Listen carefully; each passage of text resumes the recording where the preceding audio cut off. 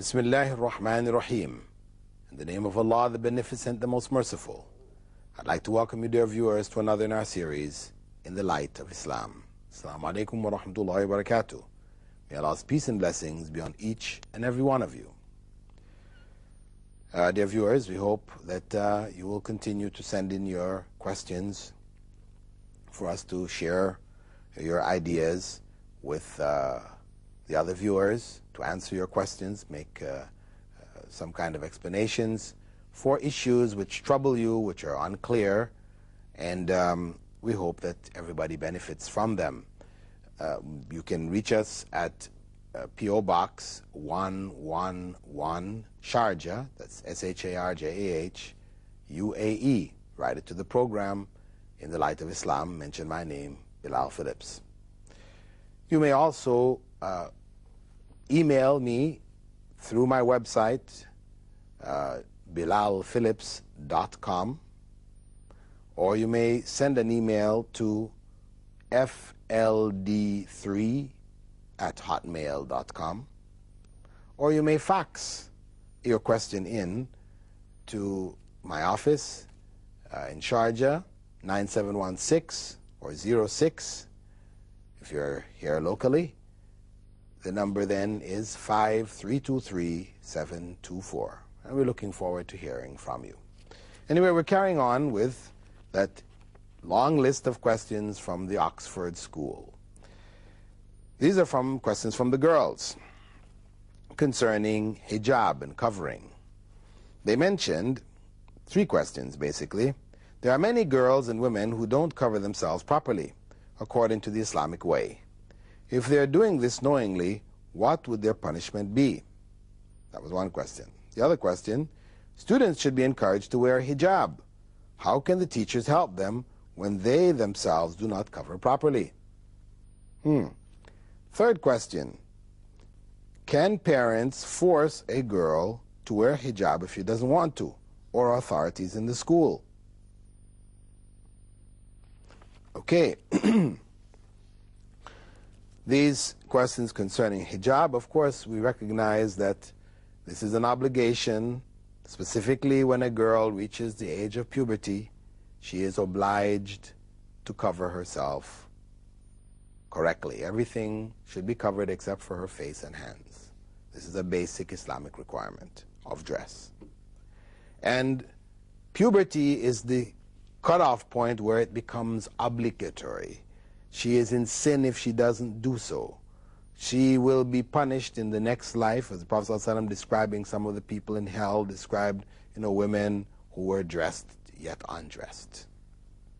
They did not cover themselves properly in this life. There is punishment for them.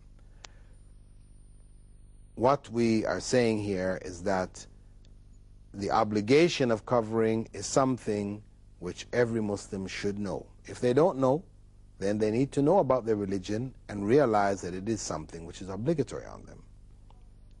To not do so is sinful. Now, the question which comes, and we talked about in the previous program about the reason for the covering of women. This is for their protection, for them to be known in the society as virtuous women, etc. This is, among the reasons, but mainly it is for their protection, protecting them from harm. Now, as I said, the cutoff point is puberty. However, the child should be taught that from the time they are quite young. Prophet Muhammad ﷺ had said, teach your children salah when they're 7. Allimu awladakum as-salah bi-7. Teach your children salah when the time they reach 7. Wadribuhum alayha bi-10. And spank them for it by the time they reach 10, and separate them in their beds. Now, when we say that they should be taught salah at 7, this doesn't mean that you merely teach them the movements, like you train a monkey or a dog, some animal, to just go through certain movements. No. This means that, yes, you teach them the movements, but you also teach them what is said, what it means, that they understand it, that it has meaning to them, what they're doing. They know what they're saying, they know what they're doing. And you also teach them the conditions around it, that they should have wudu, They should cover their aura, all these different things. So they should be taught all the things necessary for them to be able to pray by the time they're 7. By the time they're 7. Doesn't mean you don't start earlier. You can start earlier if the child, from the time they're 5, etc., 4 or 5, they can grasp these things, and they will want to join you in the prayers and these kind of things. Anyway, so when we're dealing with girls, the point is that the idea of covering up should be taught to them from the time they're young. It is very sad to see in different parts of the Muslim world parents allowing their daughters, yes, the daughter may only be 7 or only 10 or 6 or whatever, wearing clothing which is forbidden in Islam for women. Forbidden for women. But these are only children. So you have the little girls wearing skin-tight leotards, exposing all of their private parts, and they're going outside. But they're only kids. It's only... This is wrong. If we raise our children without a consciousness of hijab, of aura, of covering the private parts, then when the time comes for you to have them cover when they're older, it's going to be very difficult. And they're the ones who are going to be asking these questions. Can people force us? Why do we have to wear it? What is this? What is that? You know, because they were not taught from their young.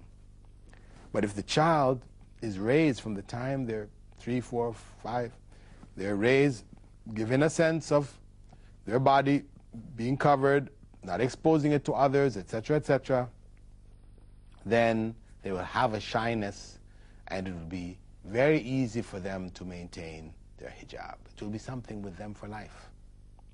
We have to know and realize that Western culture seeks to destroy this shyness, unfortunately, because nakedness is considered a virtue in that culture, where people go to the beaches, they appear on television, you know, models, etc., wearing the skimpiest of clothes, virtually naked. You have topless bars, topless and bottomless bars, place where people, women dance stark naked, etc., in front of people, etc., and men also. This is considered a virtue, something admirable, entertainment, or whatever name has been put on it. So there's a different outlook. That culture pays, praises, and adores nakedness. Islam dislikes it because of the harm that comes from it. Now there's a place within a man and his wife in their home, in their privacy, whatever. That's another situation. You have to take a shower, you know. There are places and circumstances. But in public, no. So the child should be taught an awareness of her body from the time she is very young, covering herself, making sure she covers the different parts of her body, etc. And where the society is careful about this, then the incidences of pedophilia, where adults may abuse young children, will be less, no doubt, because where you have little children, you know, who though they're little, they're still bodies, and their bodies are exposed, then people who have, you know, weaknesses, things come in their hearts, whatever, shaitan, whatever, you know, different forces come to them, and in their time of weakness, they end up, you know, abusing children because of this. So we must be careful. This is very, very important. So a child then who is raised in this way from the time they're quite young, from the time they're 7, it's already established. They know hijab, they're covering. Then there's no problem. These don't become issues in school. You don't have teachers who are not wearing hijab properly or wearing it at all. And at the same time, students are required to wear hijab. You see, this is a contradiction, of course. How do you oblige the children, the students, to wear hijab when the teachers are not doing it, or they're not doing it properly? Of course, administrations of schools that have Islamic ethos, that have committed themselves to following Islamic principles, should ensure that all of the teachers comply with Islamic rules of dress. That's very important because really, children do learn by example. When you say, do as I say, not as I do, this doesn't work. Yes, you may force a person to do what you say on the spot, but they're still watching what you do, and that will affect them much more than what you say. So where the school or parents insist that the children cover themselves and then they come to school and teachers are exposed, they're going to observe that. That's going to go into their heads. They're going to feel that this is not really something obligatory. Why are my parents insisting? Why is the school insisting? Well, can others force a girl to wear hijab? Can the parents, can the school force a girl to wear hijab? Yes. Prophet Muhammad ﷺ said, "Man ra'a minkum munkaran falyughayyir biyadihi." Whoever among you sees an evil should change it with his hand. If you're in a position of authority, then it is obligatory on you to correct evil. Obligatory on you to insist that the laws of Islam be implemented. So, the administration of the school, it is an obligation on them, if they have committed themselves to the principles of Islam, to insist that all of the girls cover themselves properly, wear hijab. And yes, it's the obligation of parents to ensure that their children wear it, force them to, spank them for it if necessary, make sure they wear it. But as I said, if they're taught it from they're very young, they're raised with that consciousness of their bodies, etc., then it will be very easy. But where we become lax and negligent and fooled by the idea that they're only kids, they can wear anything, all these things that we know we would never dare wear ourselves as adults, we're letting the children wear these things, then it is no surprise when they grow up that they don't want to wear this. They may wear it for a while because you oblige them. As soon as they reach a point where they can rebel, then you find them rebelling, taking it off when they go leave the house or whatever. That is the consequence. But yes, parents can oblige their children. They should. It's their duty to oblige them. And they will be asked by Allah if they don't.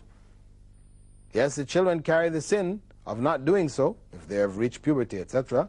But the parents carry the sin for having not trained them in such a way and in not obliging them to do so. So, we can say that these questions, I think, concerning hijab have been covered. There's another question here from the girls in which they asked about cutting hair. Can women cut their hair short? Yes, women can cut their hair short as long as they do not cut it looking like men. This is the principle. The idea, I know it's a part of Indo-Pakistani culture, that women cannot cut their hair, period. They must let their hair grow. It's considered to be something taboo. You cannot cut. Women don't cut their hair. No, this is not true. Islam does not say a woman cannot cut her hair. However, it does forbid her from shaving her head, I mean, unless there is a medical necessity. And for her to cut her hair in such a way that she looks like a man, then this is also forbidden, because Prophet ﷺ had said that Allah curses the mannish women and the womanish men.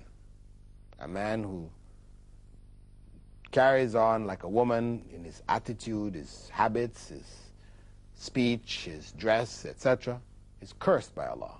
And a woman who is mannish, who wears men's clothing, has mannish kind of attitudes and these kind of things, you know, where that is where she displays things which are typically that of men, she's doing it deliberately, then she is cursed by Allah. So it's not permissible for a woman or a man to wear their hair in such a way that they look like the opposite sex. Now, cutting short, as I said, should also not include the blind following of Western fashions. That is, we cut it and we put it in the latest hairstyles that come out of the West. Movie star you know, she is movie actress, she is the most popular actress, and she does her hair this way, so we find we're doing our hair that way. You know, Princess Diana, everybody was looking like Princess Diana when she was in her heyday. You know, so on and so forth. That way of dressing and doing one's hair in this way, like this is of course something despised by Islam. That a person becomes a slave to fashion, and especially fashion of the Western culture, the un-Islamic culture, culture which has a whole different set of values and calls to a whole different set of principles and morals, etc., etc. You know, as a Muslim, we should not identify with that culture in its external expressions. The good that is in the culture, its technology, its, whatever good there is there, yes, one may identify and take it, benefit. But the external expressions of that culture, in terms of the way they dress, the way they eat, the way they, carry themselves, and then we should avoid those things, because you will find in many cases, if not all cases, that there are excesses there. Where they don't have the guidelines of revelation, then people go to excess. So we must beware.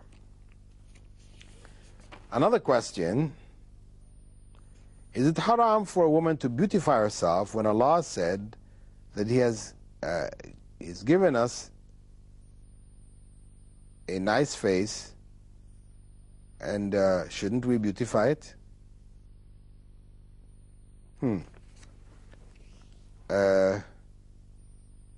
Beautifying oneself. Yes, Islam permits beautification. A woman beautifies herself, for her husband, etc. Of course, she is careful where she goes out in public. She's going to be in the presence of men who are marriageable, that she does not,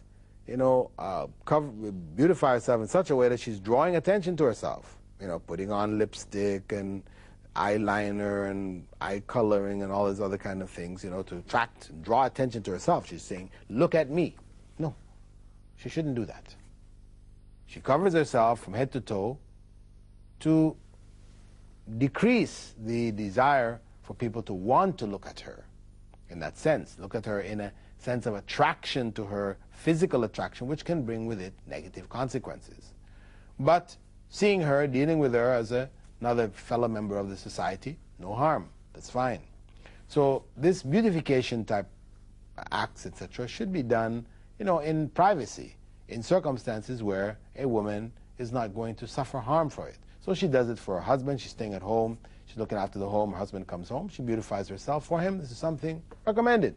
She's in front of her parents. She goes to visit her, immediate relatives who she cannot marry. So she beautifies herself in this way. It is perfectly okay. But we must maintain the guidelines which Allah has set. Because if a person is going to beautify themselves by plucking their eyebrows, because this is beautification, eyebrows too thick, we want it very thin, pencil thin, so we pluck out all the hairs. We say no, this is haram. Prophet Muhammad ﷺ said that Allah curses the woman who plucks the hairs from the eyes and the one who has it plucked. Similarly, spacing of teeth. People go to orthodontists, etc., and have braces put on to close spaces, increase spaces, and make themselves have perfect sets of teeth. This is forbidden in Islam also. If one has a overbite where one is not chewing properly, you need to correct that. They do it for that purpose, fine. But for cosmetic purposes, because you just want a particular look, you shift around your teeth, this is forbidden in Islam. So beautification does have its limits. It's not just an open door, you can do anything. Tattooing, also forbidden. To put tattoo marks, some people in some cultures in North Africa, the women put these dots on their chins, from their lips, or some of them do tattooing on their lips, etc. This is not permissible in Islam. With that, dear viewers, we'd like to thank you for being with us in this segment of our program. We hope to hear from you. Remember, my website is bilalphillips.com. That's the simplest way to get to me, get your questions in, and we hope to see you in the coming episodes. Assalamu alaikum wa rahmatullahi wa barakatuh.